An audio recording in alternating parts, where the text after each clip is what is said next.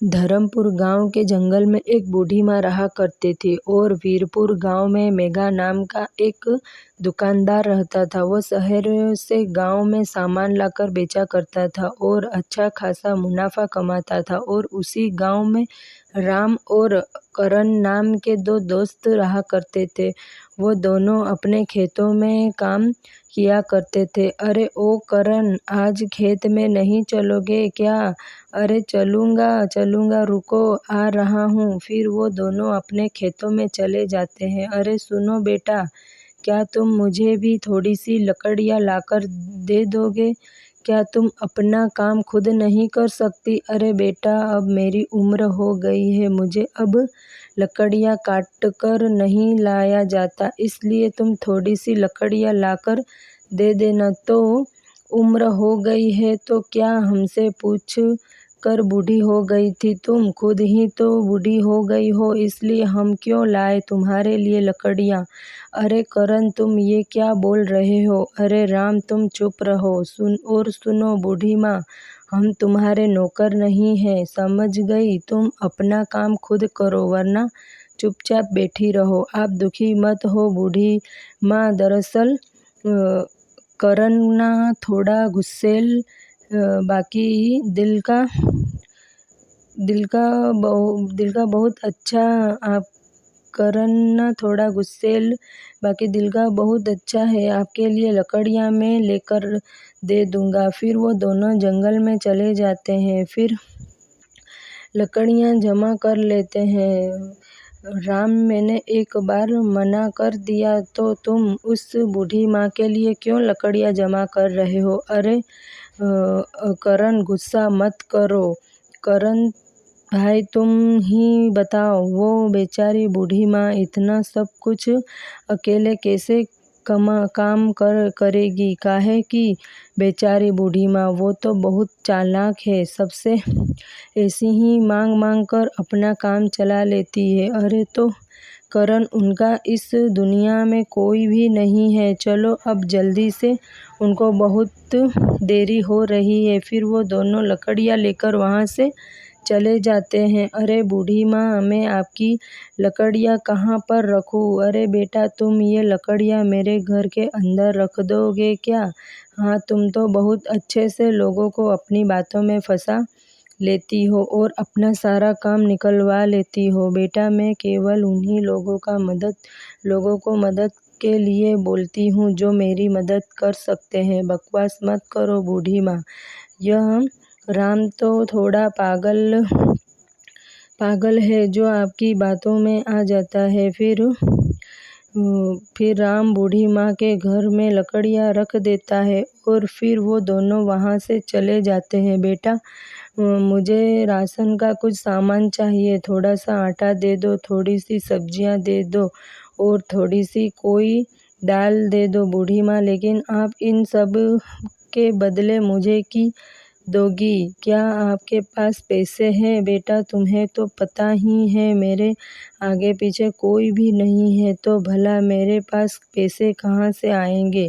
लेकिन मैं तुम्हें आशीर्वाद ज़रूर दे सकती हूँ। बूढ़ी माँ, आप मुझे माफ़ कर दो, मैं बड़ों का आदर करता हूँ, इसलिए मैंने आपको पहले भी सामान दे दिया था। लेकिन बूढ़ी माँ, अब तो मैं बिना पैसों के सामान बिल्कुल नहीं दे सकता। इस बार यह सब संभव नहीं है। बूढ़ी माँ, अब मुझे माफ़ कीजिए। बेटा, तुम्हें तो पता ही है मैं पैसे कमाने नहीं जा सकती, मेरी अब उम्र हो गई है, इसलिए मुझसे अब कोई काम नहीं होता। अब तुम ही बताओ ना, मैं पैसे कहाँ से लेकर आऊँ? लेकिन बूढ़ी माँ, मैं भी तो मेहनत करके खाता हूँ, मुझे अगर सामान बेचकर पैसे नहीं मिले तो मेरा घर कैसे चलेगा?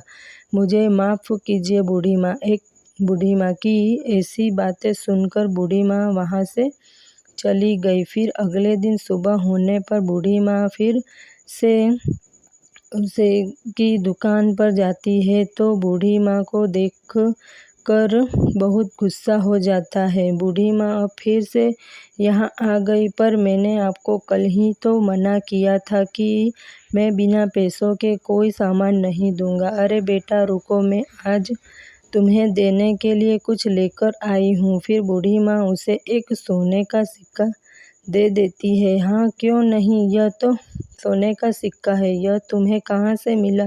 बूढ़ी माँ, अब आपको भी सामान चाहिए, वो मैं सब आपको दे दूँगा। फिर बूढ़ी माँ सामान लेकर वहाँ से चली जाती है और ऐसे ही कई दिन बीत जाते हैं। फिर एक दिन करण के यहाँ आ जाता है। अरे क्या हुआ भाई? वो बूढ़ी माँ तुमसे आज भी मुफ्त में सामान ले गई क्या? तुम सब लोग पता नहीं क्यों पागल हो तो सब उसे ऐसे ही सामान दे देते हो। अरे नहीं नहीं करण भाई, वो बूढ़ी माँ मुझे रोज़ एक सोने का सिक्का देकर जाती है और उसके बदले थोड़ा ही सामान लेकर जाती है। मैं उन्हें कुछ भी मुफ्त में नहीं देता। यह तुम क्या कह रहे हो? उनके पास सोने का सिक्का कहाँ से आएगा? मुझे तो ऐसा लगता है उन बूढ़ी माँ के पास कोई गुप्त धन पड़ा है, नहीं तो भला उनके पास सोने का सिक्का कहाँ से आएगा? क्योंकि अब मैंने मुफ्त में सामान देने से मना कर दिया था तो वो खाली हाथ ही लौट गई थी। लेकिन उस दिन के बाद से वो रोज़ अपने साथ सोने का सिक्का लेकर आती है। इसलिए मुझे तो यही लगता है कि उनके पास कोई गुप्त धन है। कि यह बातें सुनकर अर्जुन के मन में लालच आ जाता है। ठीक ठीक है, चलो मैं चलता हूँ, मुझे कोई काम याद आ गया। फिर करण अपने घर चला जाता है और उसके बाद करण चारपाई पर बैठा बैठा सोच रहा था कि तभी उसकी पत्नी वहाँ आ जाती है। क्या हुआ जी, आज आप इतने अकेले अकेले बैठकर क्या सोच रहे हो? कुछ हुआ है क्या? अरे बोलने के लिए बहुत कुछ है गोपी, लेकिन तुम नहीं समझोगी। अरे आप क्या मूर्ख समझते हो मुझे? एक बार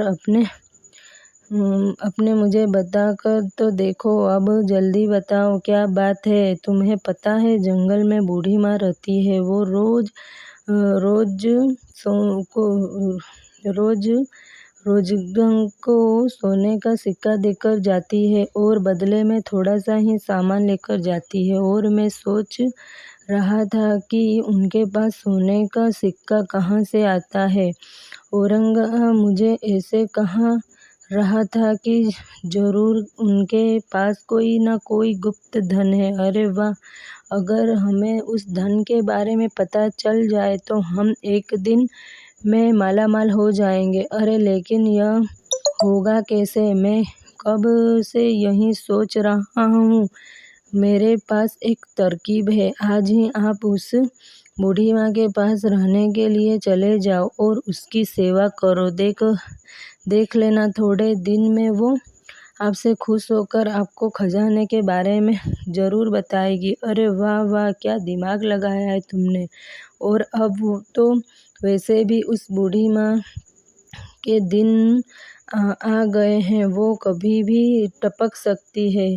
फिर अगले दिन करण सुबह होने पर जल्दी ही जंगल की ओर निकल जाता है। बूढ़ी माँ, आप मुझे माफ़ कर दीजिए, मैंने आपके साथ बहुत बुरा किया है, हमेशा आपके ऊपर गुस्सा किया है। अब मैं अपनी गलती को सुधारना चाहता हूँ, इसलिए मैं आज से आपके सारे काम करना चाहता हूँ, आपकी सेवा करना चाहता हूँ। अच्छा बेटा, जैसा तुम चाहो। फिर ऐसे ही कई दिन बीत जाते हैं। बूढ़ी माँ, अगर आप मुझे इजाज़त देती है तो मैं आपसे एक बात पूछना चाहता हूँ। हाँ बेटा, बेझिझक होकर पूछो।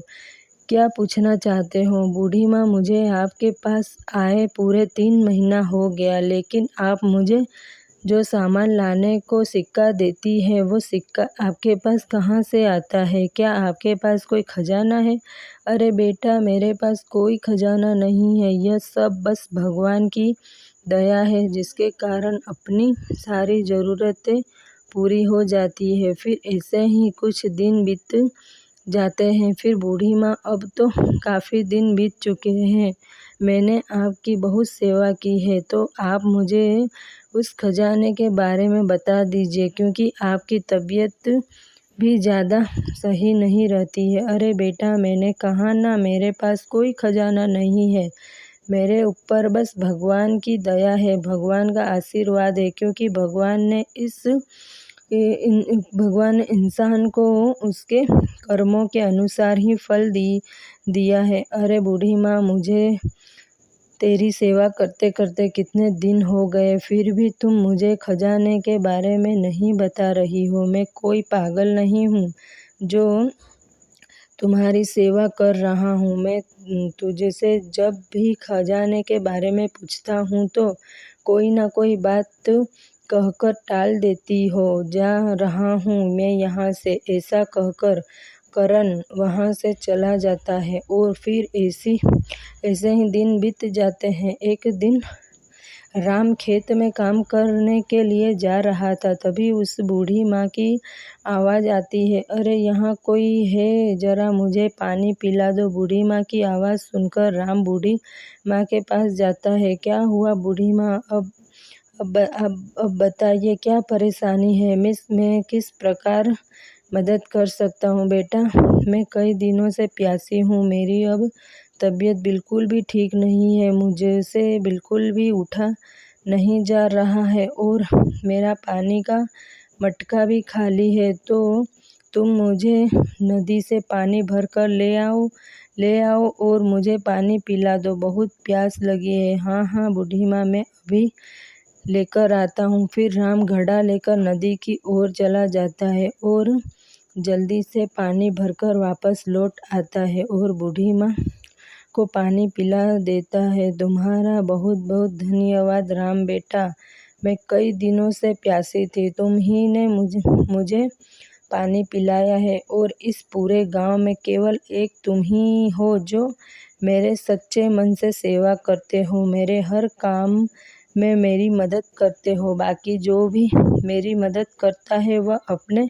स्वार्थ से करता है, लेकिन तुम बहुत ही अच्छे हो राम बेटा। इसलिए मैं तुम्हें एक राज की बात बताना चाहती हूँ, क्योंकि मैंने तुम्हारे हाथ का पानी पिया है तो पता नहीं अब कब स्वर्ग की ओर चली जाऊंगी। तुम्हें एक राज की बात बताती हूँ। मेरे घर के पीछे वाले आंगन में एक बड़ा सा पेड़ है। उस पेड़ के नीचे एक जादुई टोकरी रखी हुई है जो मैं तुम्हें भेंट देना चाहती हूँ। उसकी तुम कभी भी दुरुपयोग मत करना और हमेशा ऐसे ही ज़रूरतमंद लोगों की मदद करते रहना। और इस बात का ध्यान रखना कि कभी भी लालच मत करना, वरना इस टोकरी का जादू तुम्हें बर्बाद कर देगा।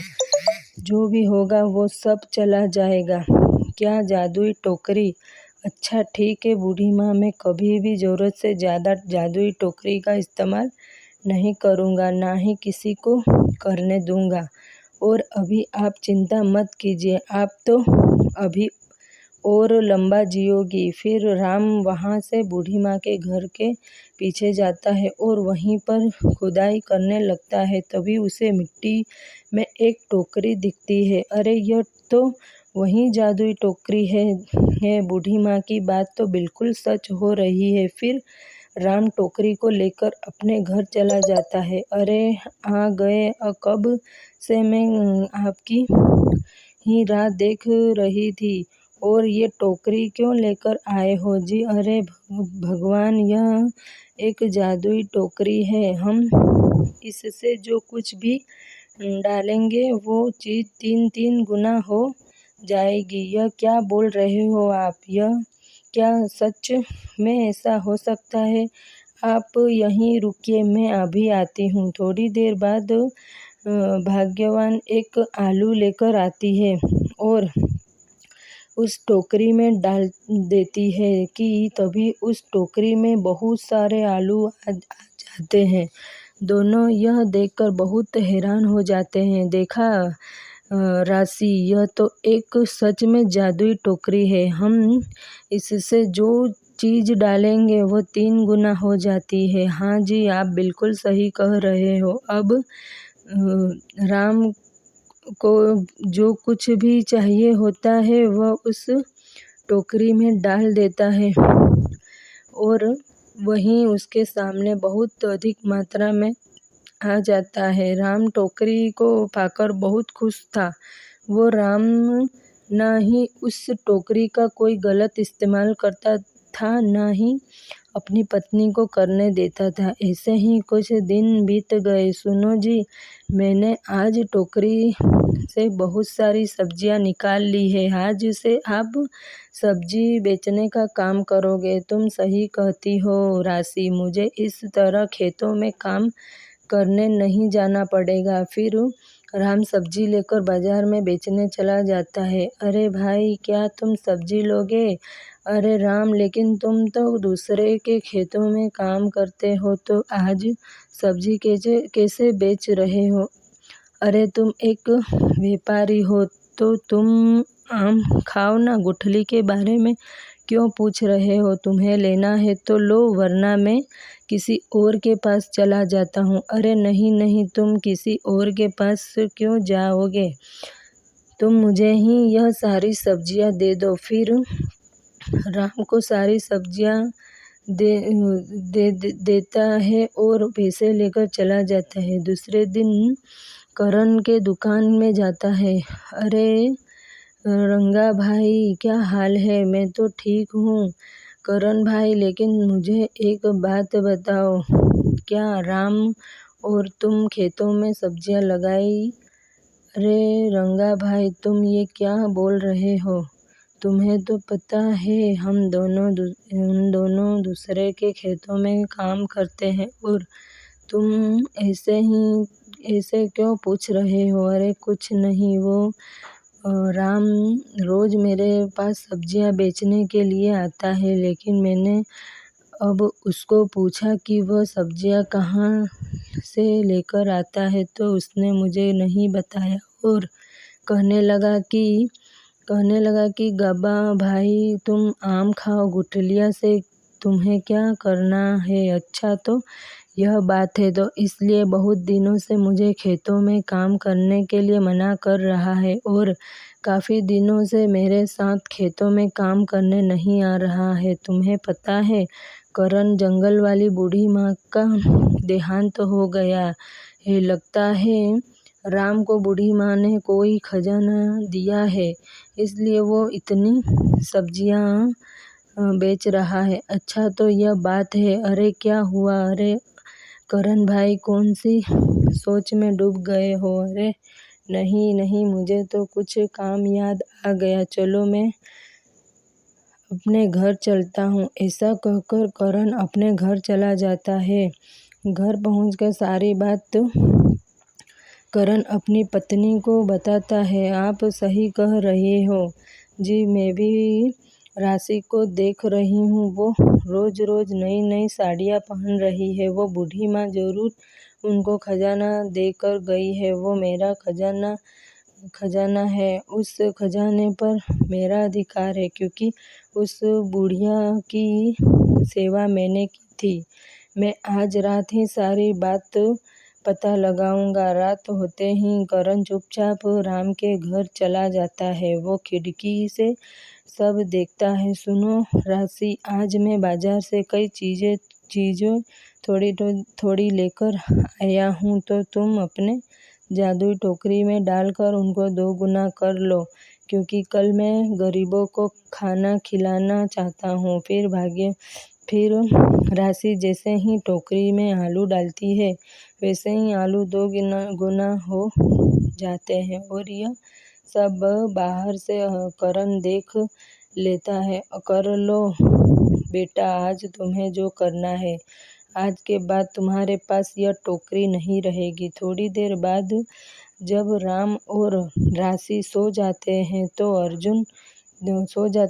करण छिपकर वो टोकरी चुरा लेता है और अपने घर चला जाता है।